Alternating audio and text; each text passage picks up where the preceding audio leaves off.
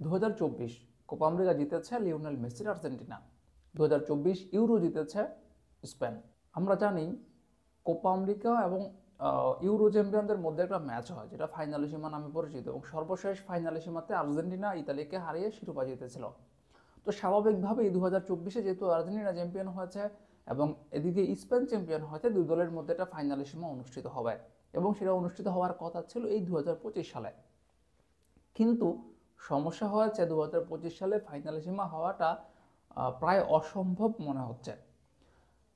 লাতিন আমেরিকার বিশ্বকাপ বাছাই পর্বের যে ম্যাচগুলো সেটা তো শেষ হয়ে যাবে সেপ্টেম্বরেই, কারণ তাদের আর 6টা করে ম্যাচ বাকি আছে। তো স্বাভাবিকভাবেই জুন, প্রথম হচ্ছে মার্চ, তারপরে জুন, তারপর সেপ্টেম্বর বিশ্বকাপ বাছাই পর্বের ম্যাচ শেষ লাতিন আমেরিকাতে। কিন্তু বিষয়টা ঠিক ব্যতিক্রম হচ্ছে ইউরোতে।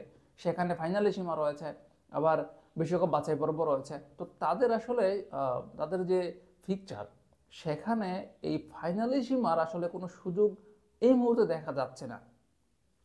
যার কারণে এরকমটা মনে হচ্ছে যে 2025 সালে হয়তো ফাইনালিসিমা অনুষ্ঠিত হবে না, সেটা অনুষ্ঠিত হবে 2026 সালে। তো 2026 সালের মার্চে হয়তোবা এই ফাইনালিসিমাটা অনুষ্ঠিত হতে পারে, আর জুনে তো হবে বিশ্বকাপ।